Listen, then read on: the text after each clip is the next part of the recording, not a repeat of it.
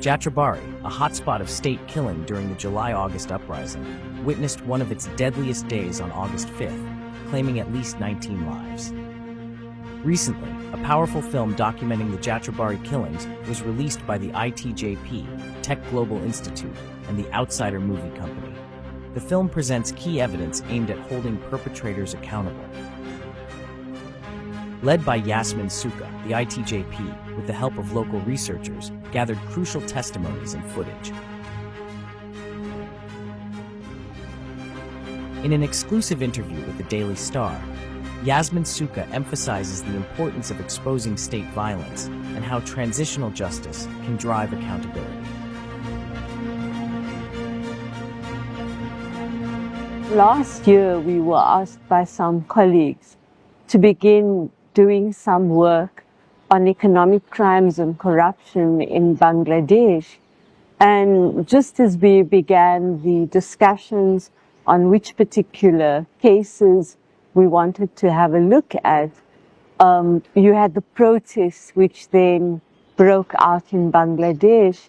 And in discussions with our colleagues over here, we then started to document what was happening during July and August, because it was really about being able, as these violations were unfolding, to begin to get an accurate picture of what was happening. And so we worked with, two groups of people. David Bergman, who is one of our researchers, pulled together a number of young people here in Bangladesh who were able to go around and to collect the testimonies of many of the victims from their families, and also to collect as much cell phone footage that was available. We began to look at how do we use the footage and the testimonies to really begin to deal with both what we call truth recovery, because it was very clear that for many of the families, they didn't really know. They saw on film and in the media what had happened to their children, to their husbands, to their daughters, but they didn't know about it firsthand. And we'd also heard that Bangladesh had set up revived really the International Crimes Tribunal.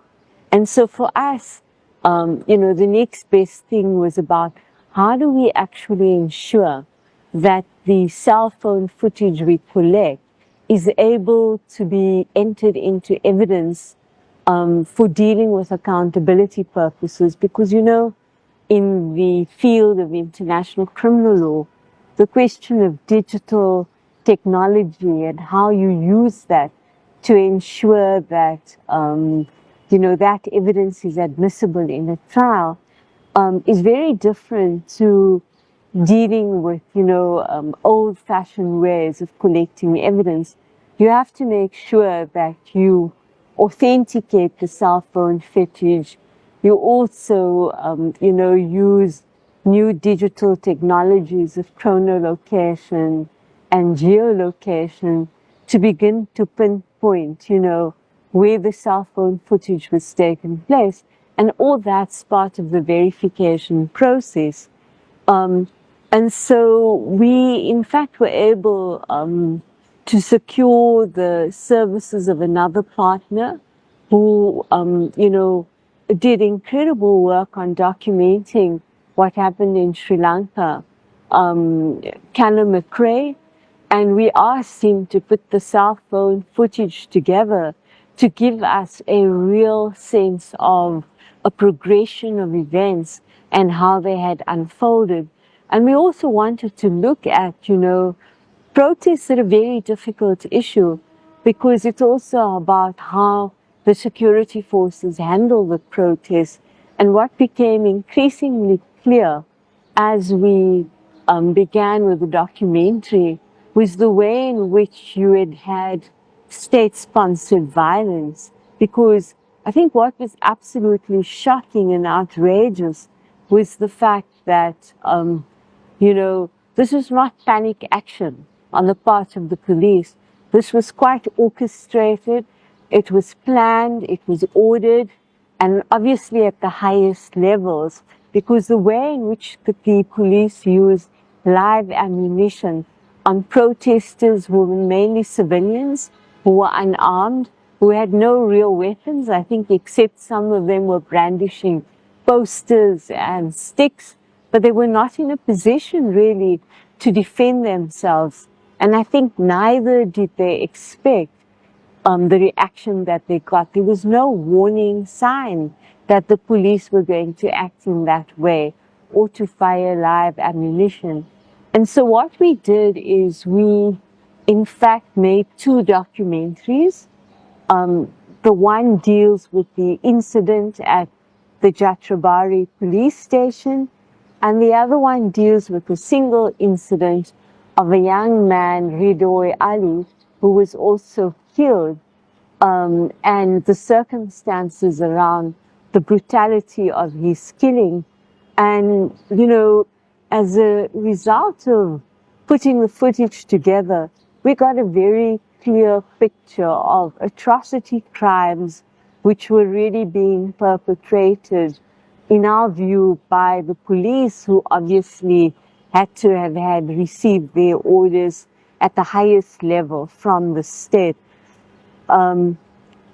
We wanted to ensure that we not only were in a position to hand these documentaries over to the tribunal, but we also wanted to have a public showing of it. We wanted the families of victims to be able to see it, so that, they would also see that there was not only a historical record, but that there was also an evidentiary record of what happened. And at that time, we also wanted to have, I think, further conversations about how much more usefully we could use the evidence. We met with the families of victims, and we've gone on to meet with officials really in the interim government, and many of the heads of these commissions that were established by Professor Yunus, and also meeting with civil society groups. And so that was really the point of the visit to Bangladesh, was to look at really what are the accountability opportunities. And it was very clear from the discussions that we had with the families of victims that what they were all looking at was criminal accountability. And, they wanted the perpetrators to be held accountable. And for many of them, it was just not enough to only deal with the people who had shot the protesters.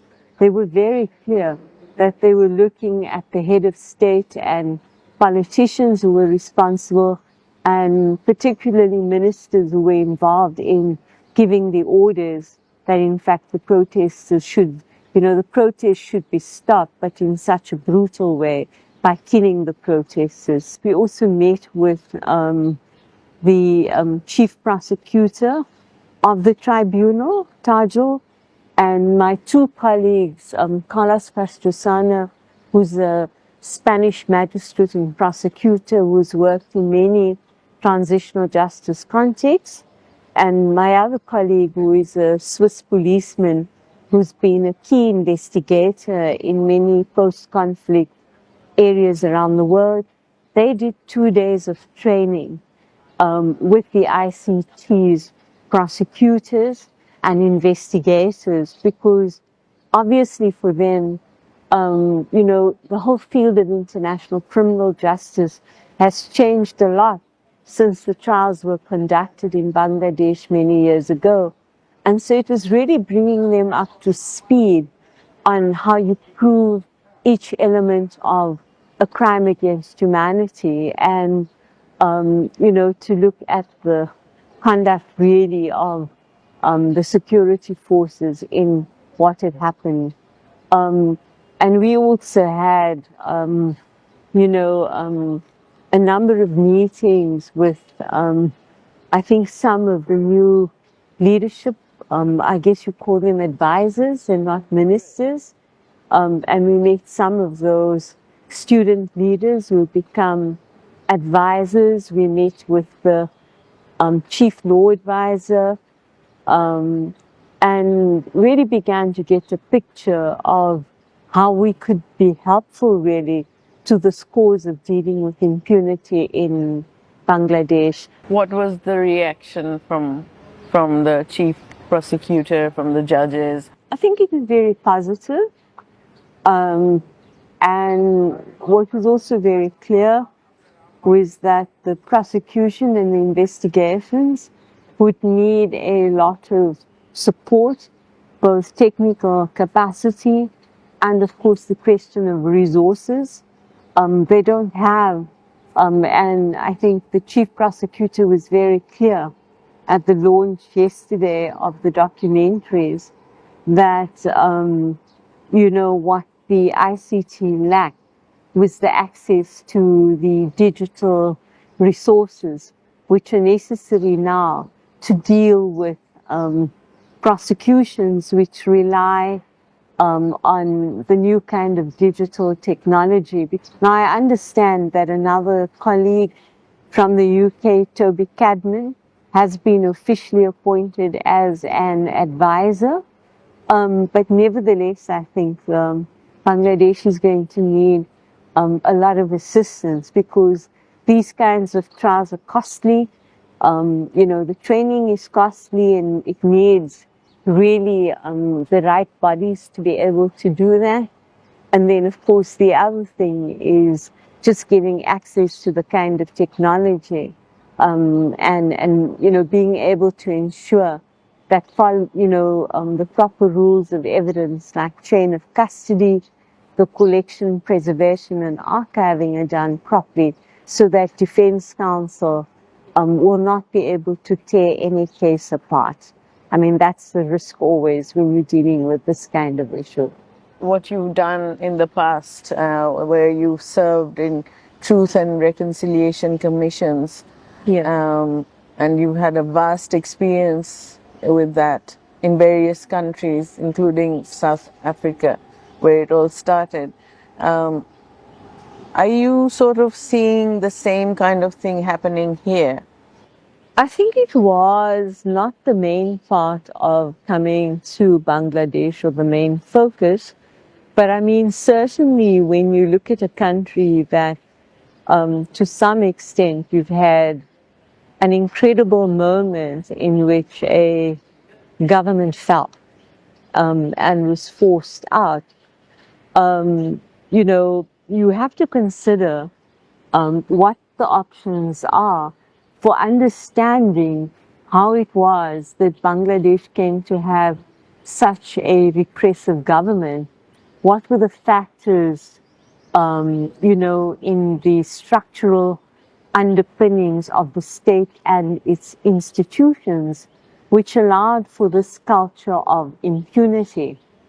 Now, trials to some extent respond to what we call individual criminal responsibility, but they do not deal with what we call uncovering the truth about past abuses and understanding how those abuses were possible, how it was that institutions in fact became tainted and compromised so that it allowed these unjust governments which really perpetrated not only violence against individuals, but violence in that society as well. And I think that it has become, accepted in the world, given the number of experiences after the Second World War, that it is necessary to begin to look at these structural questions and the factors which give rise to violence. But in order to do that, you need to establish some kind of state commission which is able to uncover the truth about the past. And it's not necessarily, I think that there's a conflation in Bangladesh, and that may be because of the name of the South African Truth Commission. We would call this a truth recovery process, which is aimed at building a new narrative for the country around how it was possible for Bangladesh to have so many years of repressive governments, and how it was possible for this kind of institutionalized state-sponsored violence to happen.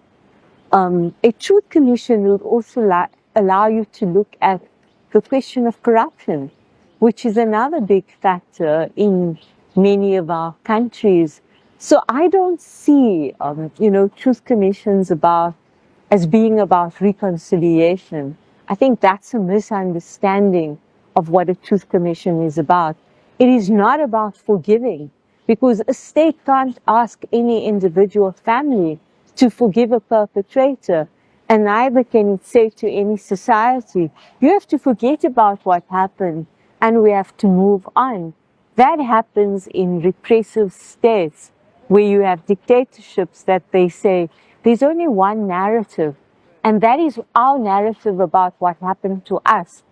And there's an unwillingness to engage in the fact that the state apparatus has been used to facilitate and promote one kind of national identity. And so a truth commission, in a way, begins to uncover how it was possible, how the state system worked. And in fact, if you look at what has happened in Bangladesh already, the fact that Professor Yunus established 6 commissions, one looking into how the media played a role in the ensuing years in the conflict that was taking place in Bangladesh.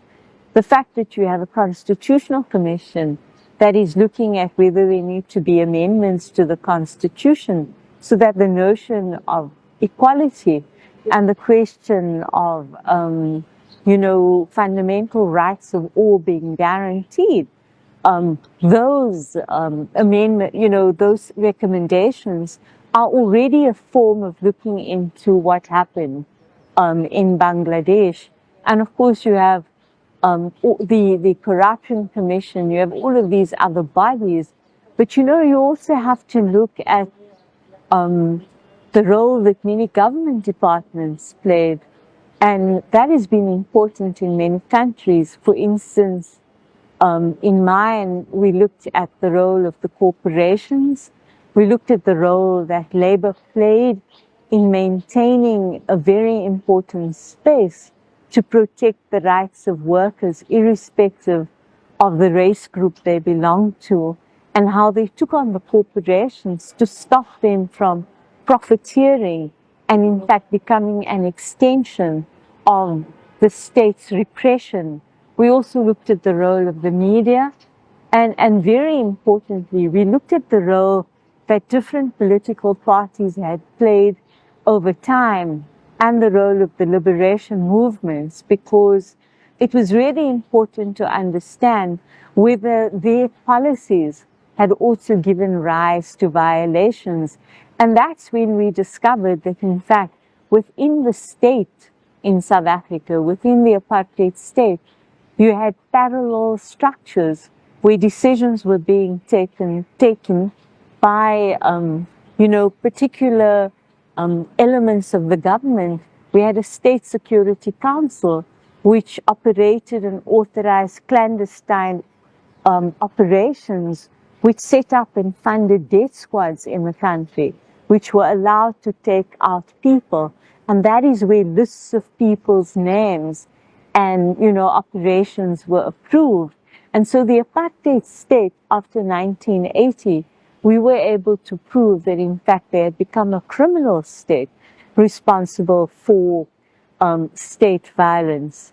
Now, that is important because a truth commission will make recommendations.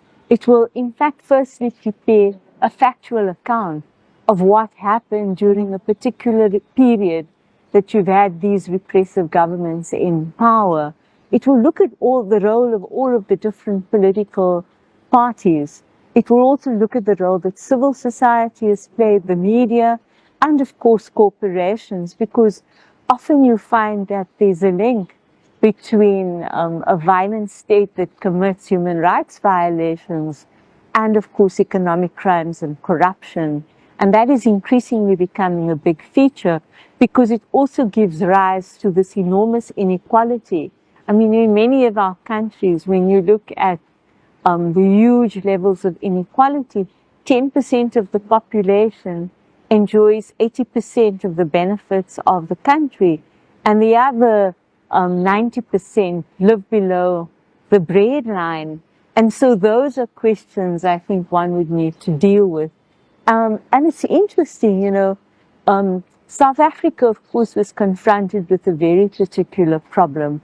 We had a historical race and class division that went right back to the days of colonialism. And so we had a very polarized society that was based on race. One was black and one was white. But it was very clear that this was not where you could say to people, oh, go back to your own country. This was a country in which white people lived as well. And so President Mandela, who had spent so many years in jail, for him the obsession was really, how do you ensure that you create a society not in which people love each other, but where there's a fundamental contract that they put together and they agree to, which gives rise to a basis for them being able to live side by side without the fear that they're going to kill each other, because that was the reality of our time. And so for him, reconciliation was about the owning of responsibility for what had happened. It was about acknowledging the violations that had taken place, both to individuals and the violations of our society, the right to dignity, the right to equality, the right to freedom. And that could only happen after there was some expression of remorse and reparations, and only then could you begin to say that you have put together a basis for a new society to begin to live with each other. That was his conception of reconciliation. Sure. It was certainly not about forgiving and forgetting, because that is a very personal element, and no society can forget what happened to them. Forgetting is another way of these things recurring. And that is why when we talk about transitional justice, we talk about 4 pillars: the right to truth, not just for the individual, but for a society; the right to criminal accountability and to justice; the right to reparations; and the right to institutional reform and the guarantee of non-recurrence.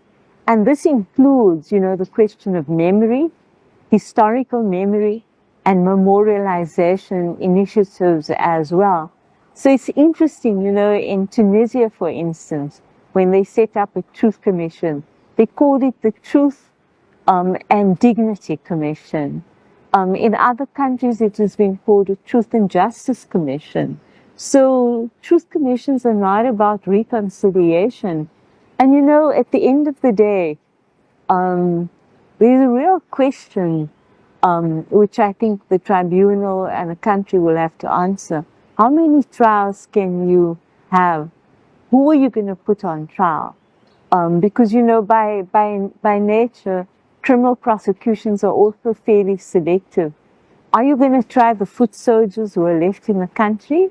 I know that Bangladesh has talked about trying the leadership who have fled in absentia. Is, that going to solve the real question of how was it possible for her to have such a grip on power and to use the state's resources in a way which really impoverished the country? but also created so many violations in the country. And that's the question that I think the trials are not going to be able to answer.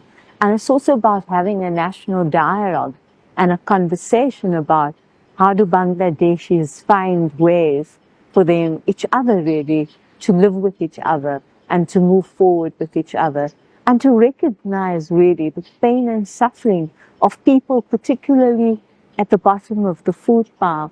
Because the one thing that is very clear is the class issue, like in many of our countries, is a huge issue in Bangladesh. And, you know, the privileged can escape from poverty, but what happens to the ordinary average person? And I think I understand that you have a huge population, and so the national conversation should be about what kind of platform do we build for a better future? Because understanding the past is not about creating a better past or changing what that past was about, but it is understanding it so you can build a foundation for a future Bangladesh, which is, I think, what was expressed as a vision by many of the students and many of, you know, the protesters. But, you know, Bangladesh is very polite. In having the conversation about the Truth Commission, they don't say to you that there's no way we want to talk about reconciliation. They just agree very politely that it's important.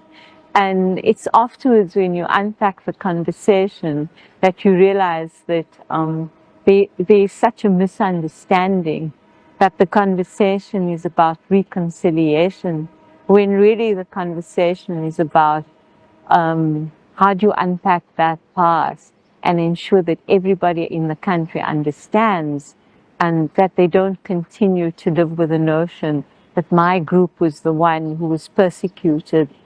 Because when you have that kind of narrative and you think that it's only about what happened to you and not what happened to the other person, then the possibility of revenge and victor's justice, I think, can become quite a challenge going forward. So a bit of a prickly issue is all the certain incidents that happened after August 5th, and there seems to be an attempt to sort of ignore that in terms of unraveling the truth and accountability. Don't you think that part has to be incorporated? Yeah, absolutely. I mean, and that's a very important question. I'm sure this has happened in many other countries. Every country. So how do You you deal with that? It's about, you know, we call that the temporal mandate of any structure that is set up to really look at what happened in the past. And often a symbolic sort of cutoff date is chosen. But what we found in many countries, including in my own, was that the violence continued throughout the negotiations. And so the Commission's mandate then changed from, you know, just looking at a date when the negotiations started, but really going right to the point when the president was, you know, after the elections, the president was inaugurated, and that was to ensure that, in fact, you took into account everything that happened up to that moment. And certainly, I mean, when you look at Bangladesh, I mean, those violations continued well after. And, you know, even after Sheikh Hasina left the country. And so one needs to be able to understand, how did that happen? Was she still giving instructions to people here well into the time that she had left?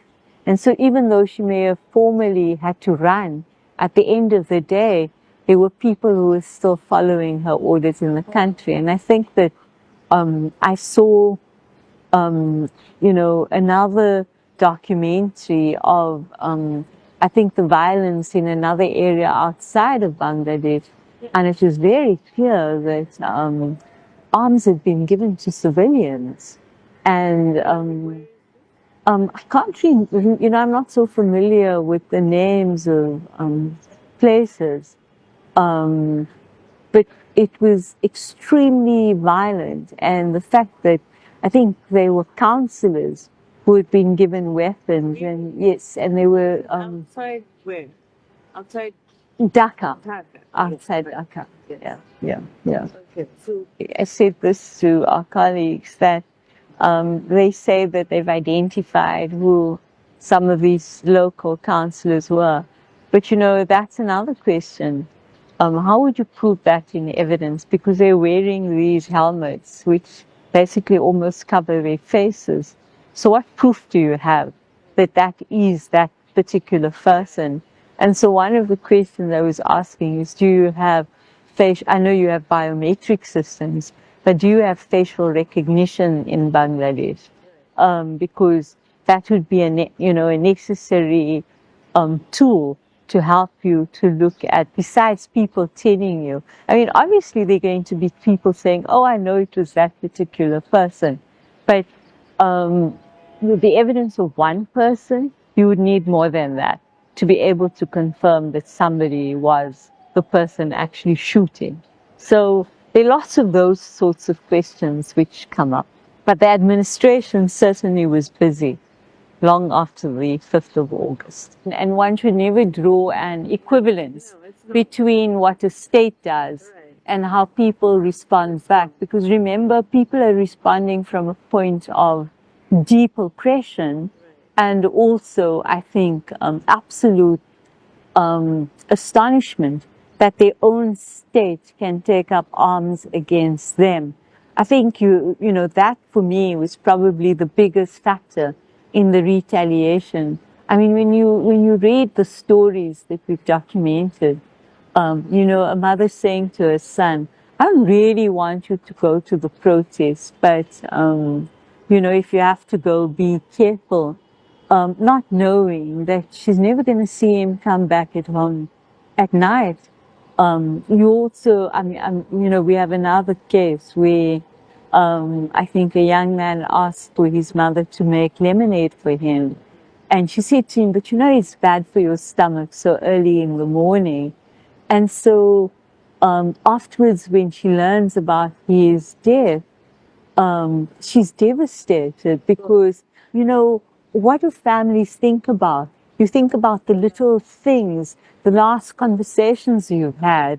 And, when you look at the fact, like when the phone calls start coming, somebody hasn't come home at night, you go and you start to search at the police stations, you ask their friends, and you can't find their bodies.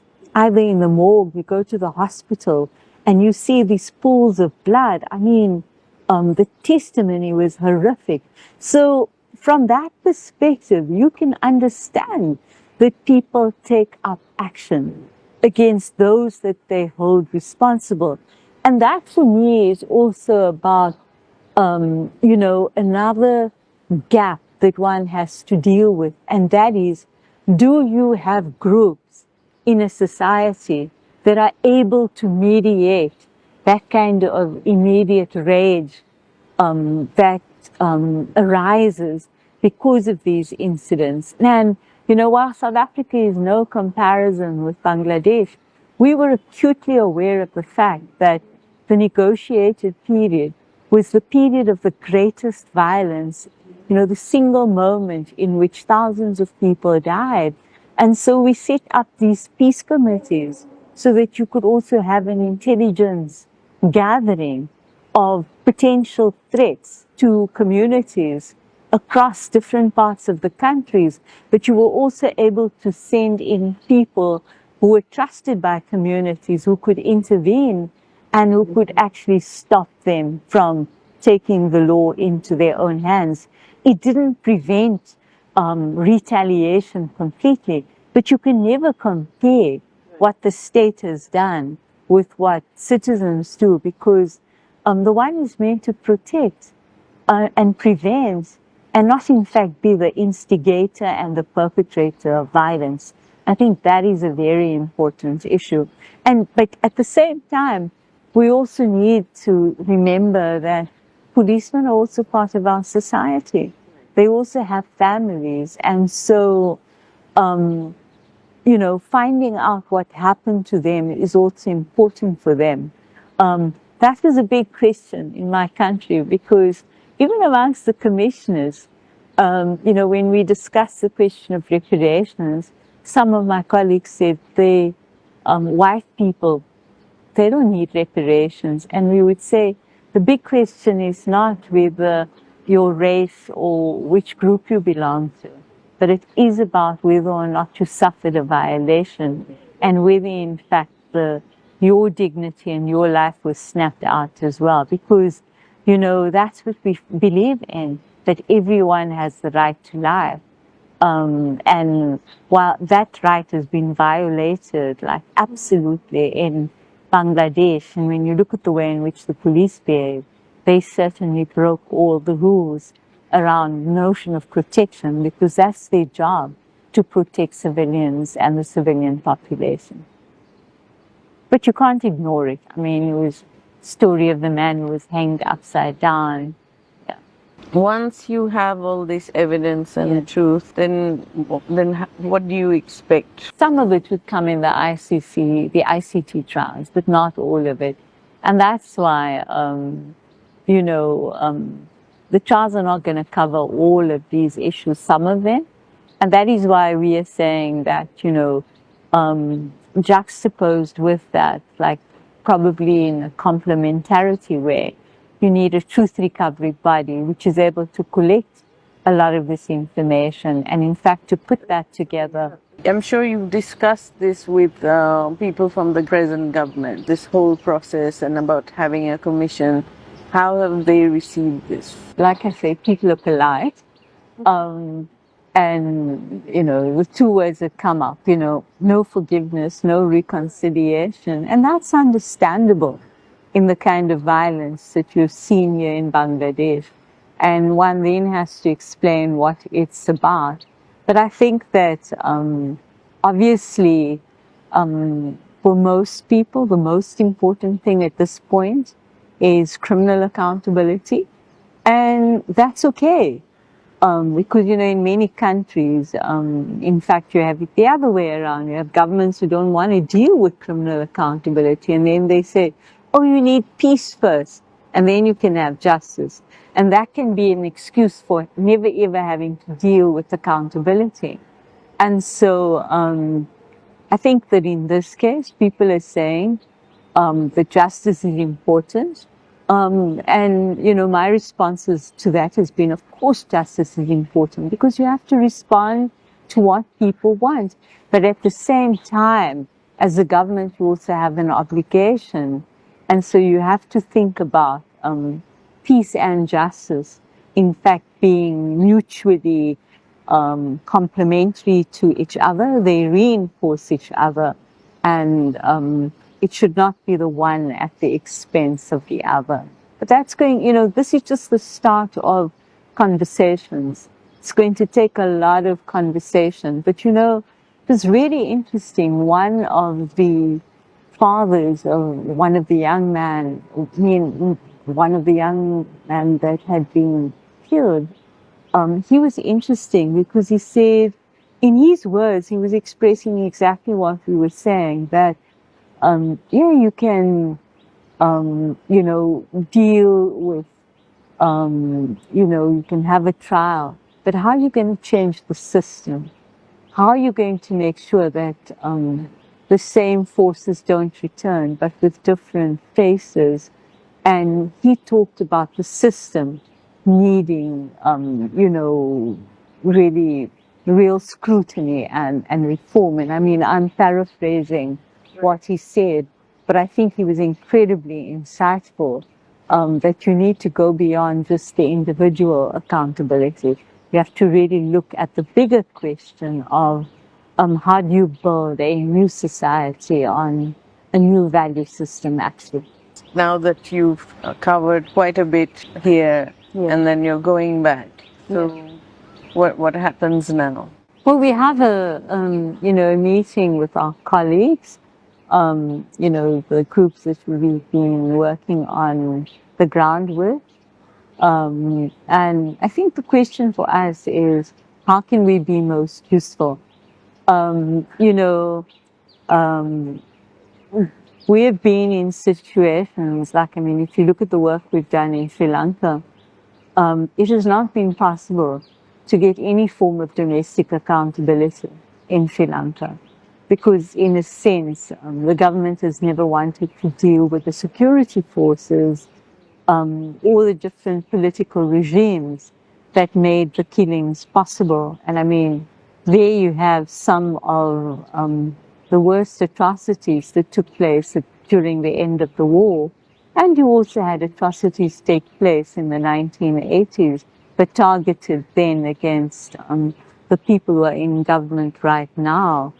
And so we possess probably the biggest archive of evidence of, crimes in Sri Lanka. And the question has been how to use that. And so we brought, cases under universal jurisdiction in other countries, using their domestic laws, but their international responsibility around accountability. We've also used the evidence we have to sanction perpetrators.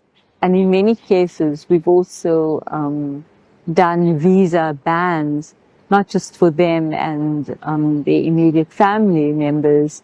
And in the case of the former head of the army, General Shavendra Silva, neither he can travel or his wife or his children to the United States. In the case of the two former presidents, the two brothers, Mahinda and Gotabaya Rajapaksa, both of them were sanctioned in Canada. So neither they nor their children can travel to Canada, and any assets they have in these countries can be frozen. We've also had judges sanctioned. And the other area that we've worked on has been peacekeeping. For 1 year, we ensured that the Sri Lankan army couldn't participate in peacekeeping. Peacekeeping is seen as prestigious.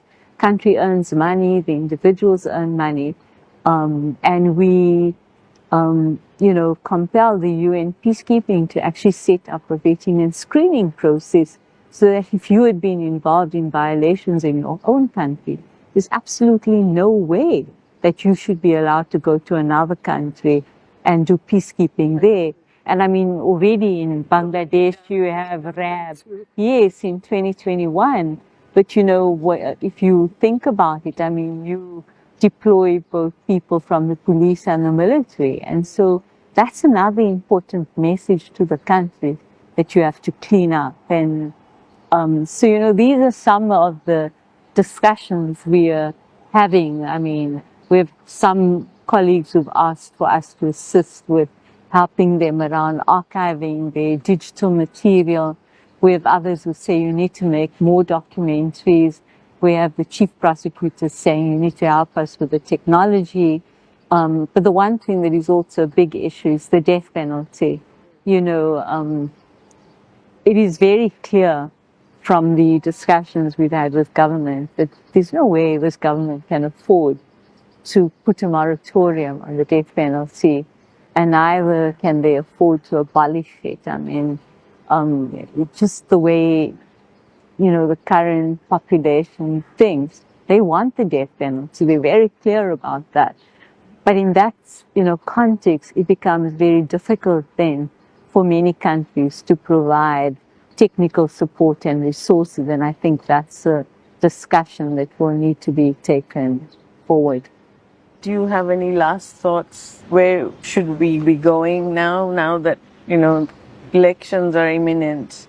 The main thing is, I think, firstly, there are many families whose loved ones have not been put on this list of martyrs, and they have not therefore been given any recognition or any form of assistance.